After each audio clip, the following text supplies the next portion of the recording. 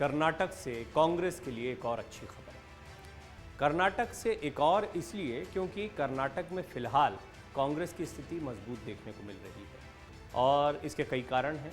BJP के अंदरूनी घमासान, जगदीश शेट्टार का कांग्रेस में आना, एंटी इनकम्बेंसी होना, ज़मीन पर कांग्रेस कार्यकर्ताओं का उत्साहित होना, राहुल गांधी की तूफानी रैलियां होना, बहुत सारे मुद्दों के ज़रिए कर्नाटक में कांग्रेस का पुरजोर तरीके से चुनावी मैदान में उतरना, जैसा कि गुजरात में देखने को नहीं मिला था, कई अन्य राज्यों में देखने को नहीं मिलता है। स्थिति वैसी कही जा सकती है जैसी हिमाचल में थी।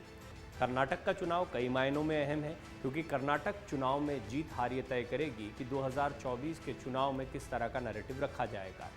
बीजेपी का विजय रथ कई राज्यों में जारी रहा। खासतौर पर उत्तर प्रदेश और गुजरात की ऐतिहासिक जीत ने ये तय कर दिया कि प्रधानमंत्री मोदी का जादू बरकरार है। उनके चेहरे पर चुनाव न सिर्फ लड़े गए बल्कि ऐतिहासिक तौर पर जीते गए। योगी आदित्यनाथ एक बार फिर उत्तर प्रदेश में मुख्यमंत्री बने, लेकिन हिमाचल की एक हार ये बीजेपी के लिए बड़ी चुनौती खड़ी करेगी। छोटा राज्य है, इसके बावजूद वो एक जीत कांग्रेस को ऑक्सीजन देने का काम करती है और ये दिखाती है कि जनता का मिजाज और मूड क्या होता है। एंटी इनकम्बेंसी अब भी काम करती है, रिवाज अब भी काम करते हैं। लिहाजा अभी तक कर्नाटक का जो रिवाज रहा है उसमें भी सत्ता परिवर्तन होता रहा है और कई दशकों से कोई पार्टी रिपीट नहीं कर पाई है। ये भी कांग्रेस के लिए एक बड़े मौके के तौर पर देखा जा रहा है, लेकिन ये सारी चीज़ें तब काम आएंगी जब कांग्रेस इनको भुना पाए। बहरहाल, जैसा मैंने शुरुआत में कहा कि एक और अच्छी खबर वो ये है कि कई अन्य राजनीतिक दलों को जो कांग्रेस से जुड़े रहे हैं या कभी कभी कांग्रेस के साथ दिखाई देते हैं या जो ओपन रहते हैं कि वो एनडीए के साथ जाएंगे या यूपीए के साथ जाएंगे, इसका चुनाव करते हैं, ऐसे ही एक दल को कांग्रेस में संभावनाएं कर्नाटक में दिखाई दे रही है। क्योंकि कोई भी दल किसी अन्य दल के लिए प्रचार करने के लिए चुनाव से पहले उसके साथ तब आता है जब उसे किसी दल में संभावनाएं दिख रही हों और आने वाले समय में वो उसके साथ गठबंधन को मजबूत करना चाहता है। कर्नाटक में ऐसा कौन सा बड़ा चेहरा है तमिलनाडु का जो कांग्रेस के साथ उतर रहा है या कांग्रेस के समर्थन में उतर रहा है चुनाव प्रचार करने के लिए, ये मैं आपको बताता हूँ। कर्नाटक चुनाव में यूँ तो सभी पार्टियाँ अपनी जोर आजमाइश कर रही हैं। कांग्रेस, भाजपा समेत तमाम पार्टियां प्रचार में जुटी हुई हैं, लेकिन तमिलनाडु के मुख्यमंत्री एम.के. स्टालिन और डीएमके नेता कनिमोझी भी कांग्रेस के लिए प्रचार करने कर्नाटक आ सकते हैं। अगर स्टालिन प्रचार करने कर्नाटक आते हैं तो ये विपक्षी एकता को मजबूत करने की कांग्रेस की जो कोशिशें हैं उसके लिए एक बड़ा कदम साबित होगा। कर्नाटक में 10 मई को मतदान होंगे और 13 मई को वोटों की गिनती होगी। कर्नाटक तमिलनाडु के साथ सीमाओं से लगा हुआ है। कर्नाटक लगभग 5% तमिलों का घर है।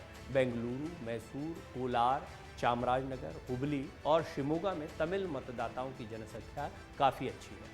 द्रविड़ वोटों के कारण कांग्रेस का मानना है कि तमिलनाडु के सीएम एम.के. स्टालिन और कनिमोझी अच्छे प्रचारक हो सकते हैं। राज्य में तमिलों को लुभाने में डीएमके नेता मददगार साबित हो सकते हैं। इससे कांग्रेस को विधानसभा चुनाव में सरकार बनाने में मदद मिल सकती है। कांग्रेस नेता और राज्यसभा सांसद नासिर हुसैन ने बताया कि कांग्रेस कई विपक्षी नेताओं के साथ बातचीत कर रही है जो कर्नाटक में पार्टी के लिए प्रचार भी कर सकते हैं। स्टालिन ने कहा था, थर्ड फ्रंट के लिए कांग्रेस लेफ्ट के साथ सभी दलों को आना होगा। 2024 के लोकसभा चुनाव के लिए बीजेपी के खिलाफ देश में तीसरे मोर्चे की चर्चा जोरों पर है। तमिलनाडु के सीएम एम.के. स्टालिन ने कांग्रेस लेफ्ट समेत सभी एंटी बीजेपी दलों से एक संयुक्त मोर्चे का आह्वान किया है। उन्होंने कहा कि सभी दलों को अपनी व्यक्तिगत राजनीतिक मानसिकता अलग रखनी चाहिए और भारत को बचाने के लिए एक साथ आना चाहिए। स्टालिन ने कांग्रेस से आग्रह किया था कि उसे ऑल इंडिया लेवल पर सभी दलों के साथ सैद्धांतिक दोस्ती विकसित करनी चाहिए, जैसे तमिलनाडु में डीएमके के साथ। अपने दिल्ली दौरे के दौरान एम.के. स्टालिन ने कहा था, मेरी दलील है कि अगर हम भारत की विविधता, संघवाद, लोकतंत्र, धर्मनिरपेक्षता, समानता, बंधुत्व, राज्य के अधिकार और शिक्षा के अधिकार को बनाए रखना चाहते हैं तो हम सभी को अपनी व्यक्तिगत राजनीतिक मानसिकता को छोड़कर एकजुट होना चाहिए। सभी दलों को ये समझना चाहिए कि एकता ही ताकत है। राहुल गांधी को लोकसभा से अयोग्य ठहराए जाने पर भी स्टालिन बोले थे। एम.के. स्टालिन ने कांग्रेस नेता राहुल गांधी की लोकसभा सांसद पद से अयोग्यता के बाद या उनको अयोग्य ठहराए जाने के बाद इसे फांसीवादी कार्रवाई और प्रगतिशील लोकतांत्रिक ताकतों पर हमला करार दिया था और इस निर्णय को रद्द करने की मांग की थी। स्टालिन ने उस समय पर राहुल गांधी को अयोग्य घोषित किए जाने को एक फांसीवादी कृत्य कहा था और इसकी निंदा की थी। कहा था, इससे पता चलता है कि भारतीय जनता पार्टी नेतृत्व उनसे डर गया है। उन्होंने कहा था कि एक राष्ट्रीय पार्टी के नेता और एक सांसद के अपनी राय व्यक्त करने के मौलिक लोकतांत्रिक अधिकार को दबाने के बराबर है। भारत के सभी राजनीतिक दलों को इसका एहसास होना चाहिए और हमें एकजुट होकर इसका विरोध करना चाहिए। तमिलनाडु के मुख्यमंत्री एम.के. स्टालिन ने कांग्रेस के वरिष्ठ नेता राहुल गांधी के नेतृत्व में निकाली गई भारत जोड़ो यात्रा के लिए भी उनकी सराहना की थी और कहा था कि उनके भाषणों ने खलबली मचा दी है। वो चुनावी राजनीति या दलगत राजनीति नहीं बल्कि विचारधारा की राजनीति कर रहे हैं और इसीलिए कुछ लोगों द्वारा उनका कड़ा विरोध किया जा रहा है। उनकी बातें कभी कभी नेहरू जैसी होती हैं। विपक्ष को क्या एकजुट कर पाएंगे स्टालिन? जैसे नीतीश कुमार से, शरद पवार से, ममता बनर्जी से, तमाम अलग अलग और यहाँ तक कि तेलंगाना के केसीआर से भी उम्मीद की जाती है कि वो विपक्षी एकता में बहुत महत्वपूर्ण भूमिका निभा सकते हैं। तो स्टालिन भी एक ऐसा चेहरा है और तमिलनाडु एक महत्वपूर्ण राज्य है। हम सभी जानते हैं कि डीएमके, एआईएडीएमके की राजनीति पुरानी है, इनकी राजनीतिक ज़मीन यहाँ पर मजबूत है। विपक्षी एकता की कवायद स्टालिन ने ऐसे समय पर शुरू की है जब मोदी सरनेम वाले बयान पर राहुल गांधी अपनी लोकसभा की सदस्यता गंवा चुके हैं। इस पर अरविंद केजरीवाल ने कांग्रेस नेता राहुल गांधी का समर्थन भी किया था और कहा था कि विपक्षी नेताओं और पार्टियों पर मुकदमे करके उन्हें खत्म करने की साजिश हो रही है। उन्होंने कहा था कि कांग्रेस के साथ मतभेद होने की बात उन्होंने मानी। उन्होंने कहा था कि हमारे मतभेद हैं, भले ही उनके बीच में मतभेद हैं, लेकिन राहुल जी को इस तरह मुकदमे में फंसाना ठीक नहीं है। इतना ही नहीं, आम आदमी पार्टी अब जातिगत जनगणना के समर्थन में भी उतर गई है।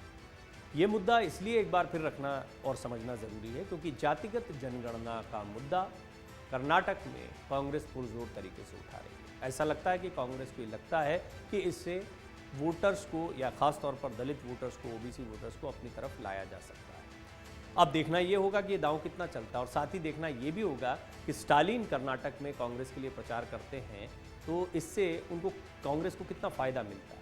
ये सवाल इसलिए खड़ा होता है क्योंकि यहाँ पर तमिल बोलने वाले या तमिल मूल के बहुत बड़ी तादाद में वोटर्स हैं और आसपास का बॉर्डर का रिश्ता है। आप देखते हैं गुजरात में किस तरह राजस्थान के नेता प्रचार करने के लिए जाते हैं क्योंकि वहाँ पर बड़ा इम्पैक्ट होता है। इसी तरह से कर्नाटक हो, क्योंकि दक्षिण भारत की राजनीति को हमें समझना होगा। बहुत सारे लोग जो हिंदी भाषी प्रदेशों के हैं वो दक्षिण की राजनीति से नावाकिफ़ रहते हैं। वो कुछ चेहरे याद रहते हैं, करुणानिधि, जयललिता बहुत समय तक याद रहे। अब एआईएडीएमके और डीएमके दो पार्टियाँ याद रहती हैं। लेकिन यहाँ पर तमाम राजनीतिक दल अपने प्रयास करते हैं। ऐसा नहीं कि बीजेपी यहाँ प्रयास नहीं कर रही है। कांग्रेस तो एक समय पर बहुत ताकतवर पार्टी हुआ करती है। तो कुल मिलाकर दक्षिण की राजनीति बहुत दिलचस्प है, बहुत महत्वपूर्ण है और उन सब के बीच में कर्नाटक का एक चुनाव। कर्नाटक एक ऐसी जगह है जहाँ पर क्षेत्रीय पार्टी जेडीएस को बड़ी ताकत, तीन पार्टियों के बीच मुकाबला, उसको हटा दिया जाए तो कांग्रेस और बीजेपी के बीच आज भी सीधा मुकाबला। बीजेपी ने अपनी जगह बनाई। ये मानना पड़ेगा कि कर्नाटक में बीजेपी ने एंट्री करके एक बड़ा किला फतेह किया था दक्षिण का।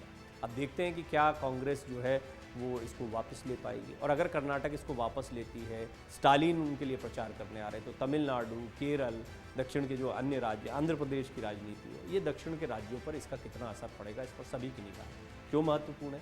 भारत जोड़ो यात्रा की शुरुआत भी इन्हीं क्षेत्रों से हुई, तमिलनाडु, केरल, कर्नाटक और आंध्र प्रदेश। ये क्यों महत्वपूर्ण है? क्योंकि दक्षिण की राजनीति में बीजेपी कमजोर है और ये राज्य भी अच्छी खासी लोकसभा सीट रखते हैं।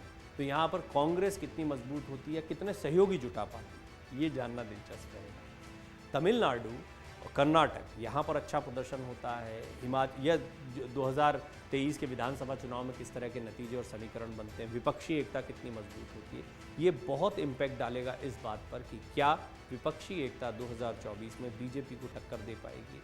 और यदि राहुल गांधी का समर्थन किया जा रहा है तो क्या जैसे दक्षिण से अगर अपने लिए समर्थन जुटा लेते हैं तो राहुल गांधी की दावेदारी बढ़ती है। कांग्रेस का हमेशा ये दावा रहा है कि उनके कार्यकर्ता पूरे देश में। ममता बनर्जी, अरविंद केजरीवाल अपने दम पर अभी तक चुनाव लड़ने की बात कहते रहे। अब मुद्दों की बात करें, चुनौतियों की बात करें तो इन पार्टियों के सामने भी वही मुद्दे और चुनौतियां हैं जो कांग्रेस उठाती रही है। लिहाजा सैद्धांतिक तौर पर ये साथ में भी दिखाई देते हैं, हाल के दिनों में आए हैं और अब एक दूसरे के खिलाफ बोलना भी कम हो गया है। तो ऐसे में दक्षिण की राजनीति और फिर कई ऐसे विपक्षी दलों को साथ में लाकर कांग्रेस अपने आप को मजबूत कर सकती है। देखना ये होगा कि स्टालिन कितना फ़ायदा कर्नाटक में करवा पाते हैं और क्या विपक्षी एकता का एक नमूना, एक एग्जाम्पल कर्नाटक में देखने को मिलेगा जहां स्टालिन कांग्रेस को जिताने के लिए मदद करते दिखाई देंगे। मन से उजाला कर चले, मन से उजाला कर चले, एक अमर